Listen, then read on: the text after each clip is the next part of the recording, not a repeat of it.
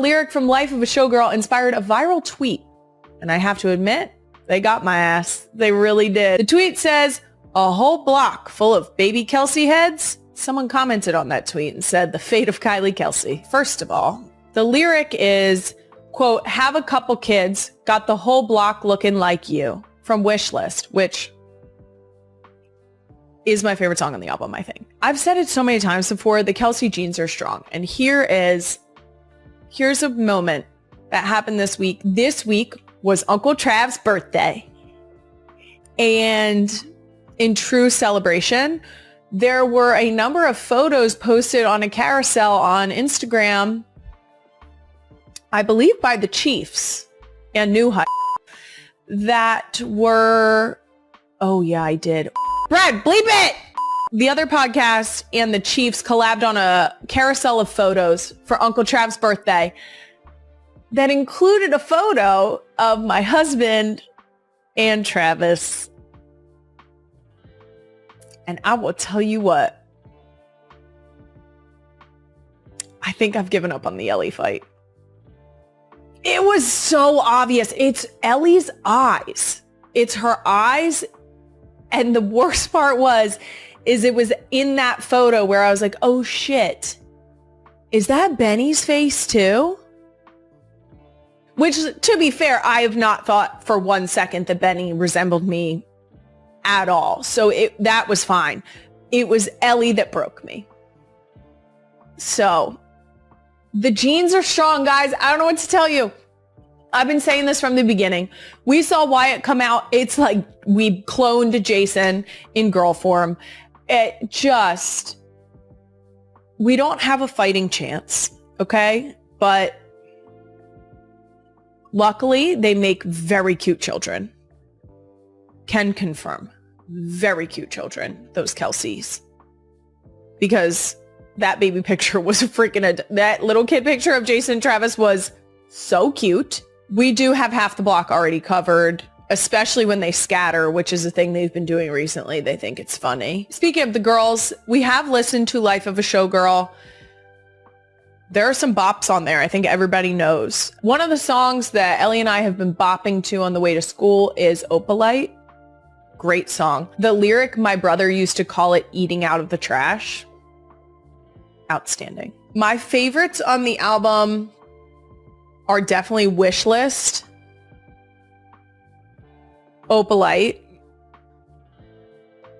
and who are we kidding? Wood. Here's the deal. Do I need that much detail specifically about my brother-in-law? Probably not, but also, good job, Trav! That's it! Guys, yes. 1,000% yes. That's women supporting women. Proud of ya. Okay, moving on. Let's get right into a chunky doom scroll of the week. Taylor Swift made her first appearance on Kylie Kelce Not Going to Lie podcast for an intimate conversation between two of America's most talked about sisters-in-law. During the episode, Taylor and Kylie discussed the new album, Life After Travis Kelce's Proposal, and future plans including the upcoming wedding to Travis. The podcast recording was briefly interrupted when Kylie's daughters Wyatt, Elliot, and Bennett waved hello to their aunt, creating an adorable moment that set a warm tone for the rest of the conversation. Kylie opened the episode with her signature casual style, joking about wearing 7 layers of confidence while having zero ability to stay quiet. Taylor responded with genuine warmth, saying she was happy to be there and appreciated the cozy atmosphere compared to performing in front of 50,000 screaming fans at her concerts. The relaxed setting allowed for honest conversation between the two women who have become close through their relationships with the Kelce brothers. The sweet interruption came when the young nieces appeared on camera, waving enthusiastically at their Aunt Taylor and Uncle Travis. Wyatt spoke loudly into the microphone, telling everyone how much they missed their mom and baby Finley too. The chaotic but endearing moment forced Kylie to pause the recording briefly while Taylor laughed and told the girls she missed them even more, especially Wyatt's very loud drum solos. Elliot asked if Taylor brought snacks while Bennett requested the Kitty song. Taylor playfully agreed, but only if they promised not to teach it to Uncle Travis as a touchdown dance. The genuine affection between Taylor and her nieces shone through as she promised big hugs and told them to save her a bedtime story and maybe an extra cookie. Once the recording resumed, Kylie praised Taylor for earning herself unlimited tickle time and story duty with the girls. The conversation then shifted to Taylor's 12th album.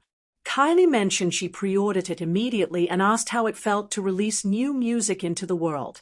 Taylor described the experience as surreal, like setting tiny paper lanterns on a river and hoping the current would be friendly. She explained this album felt especially personal yet lighter, with plenty of humor and nostalgia woven throughout the tracks. The discussion moved to life after the engagement. Kylie asked if everything now involved sparkly napkins and choreographed grocery runs. Taylor laughed and explained it was less overnight fairy tale and more like a permanent sleepover with the most loyal teammate imaginable. She described a new layer of calm in her life, feeling like they were firmly on the same team even during the busiest times. The relationship brought a sense of being on a real weekend, but multiplied by 1,000. When asked about Travis's involvement in her music, Taylor revealed he's more of a contributor who likes to try writing one lyric at a time. He listens to choruses and declares them songs he would yell if he scored a touchdown, which Taylor considers the highest compliment he can offer. She also mentioned he brings snacks to every recording session like an enthusiastic catering manager, particularly his beloved sourdough bread. If you're enjoying this behind-the-scenes look at Taylor and Travis's relationship, make sure to subscribe so you don't miss any updates on their wedding plans and new music releases. The wedding conversation brought excitement as Kylie admitted she follows brides on social media like a detective. Taylor shared they were leaning towards something intimate and intentionally joyful, heavy on family and music. She wanted the people who raised them and understood the inside jokes to be present. Taylor expressed strong interest in handwritten vows, believing there's something powerfully human about slow handwriting in a world of autoplay and instant everything. Kylie asked about the joys and frustrations of wedding planning. Taylor said the joyful parts included choosing florals, songs, and creating a playlist that wouldn't embarrass anyone over 40. The irritating part involved the million tiny decisions that somehow felt like they would decide the arc of human history. She specifically called out napkin color as a decision that could bring people to their knees. Kylie enthusiastically agreed that napkin color is a sacred hill worth defending. Taylor mentioned that Travis is working on mastering her stage slow dance moves, though he keeps trying to turn them into touchdown celebrations. She finds his enthusiasm adorable, especially the shoulder shimmy he thinks is romantic. On the food front, Taylor revealed she's gotten Travis into artisanal granola bars that he pretends are for the training table but actually eats in his locker at midnight with the lights off like a teenager. Regarding balancing two very public careers, Taylor emphasized that boundaries are sacred. They have established zones including public zone, family zone, and an absolutely unrecordable living room dinosaur dance zone. They are careful about stewarding what they share publicly versus what they keep private. Taylor said humor helps tremendously because if you can laugh at the absurdity of fame, it becomes less heavy to carry. For honeymoon plans, Taylor expressed interest in a short, sweet escape abroad followed by a slow stretch at home. She's curious about little domestic rituals as much as grand gestures, believing that learning a recipe together and failing dramatically counts as a romantic adventure. Kylie joked that recipe failure forms the foundation of marriage law and offered to provide a crash course in getting toddlers to nap while dads practice touchdown dances. Before you go, hit that subscribe button to stay updated on all things Taylor Swift and the Kelce family as they navigate wedding planning and new beginnings together. Taylor offered advice for newly engaged couples trying to maintain their spark amid life's rolling obligations. She recommended keeping curiosity alive by asking each other small weird questions every week, like what smell from childhood triggers nostalgia. She also suggested prioritizing ridiculous dates at least once monthly to remember that being silly together is not just allowed but essential. Scheduled discovery and silliness help prevent relationships from becoming overly serious. Kylie thanked Taylor for being open and bringing calming energy to marriage planning discussions. Taylor graciously accepted the thanks and joked that if napkins became a debate, She would bring samples to a napkin summit complete with food, granola, and maybe a slow dance rehearsal featuring Travis's touchdown shimmy. Earlier discussions revealed that Jason Kelce had identified several favorite songs from Taylor's new album. During their New Heights podcast, both Jason and Travis showered the record with praise through a track-by-track review. Travis gushed that she had done it again and enjoyed watching fans react to the album. Jason mentioned this was the first time in a while he listened to an entire album from start to finish, naming specific tracks as favorites and noting that Kylie had told him to pay special attention to certain songs. Jason praised Taylor's clever songwriting and her ability to depict real relationships authentically in her lyrics. He explained that Kylie could relate to specific songs because she's never been a materialistic person. The album resonated with both brothers on different levels, with Travis calling all 12 songs absolute bangers. Taylor had announced her 12th album during her New Heights debut appearance, explaining it came from the most infectiously joyful, wild, and dramatic place in her life. That effervescence clearly came through on the record. Travis later revealed his favorite track and gushed over Taylor's creative effort while shying away from taking any credit himself. He described himself as simply the lucky man who gets to be the support system for Taylor while she drops one of the coolest albums he's ever heard. Despite Travis's humble deflections, Jason insisted his brother was a main creative muse for the album. Travis remained uncomfortable with the praise and redirected attention back to Taylor and her accomplishments. He expressed excitement and happiness for her, noting that everything seemed to have gone perfectly from the extensive planning through the final execution. He marveled at watching her connect the dots from strategic planning to how the album would look, then seeing the music and everything come together beautifully. Travis remembered the intense work that happened after Taylor decided the record was complete. He described how she and her label worked incredibly hard to make this one of the biggest releases of all time.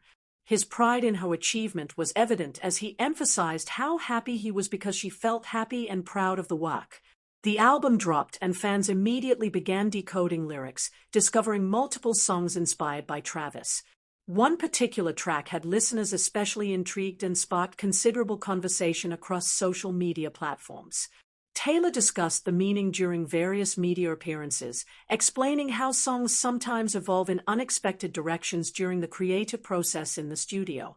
Swift described bringing initial ideas into the studio with intentions that shifted as the vibe developed during recording sessions.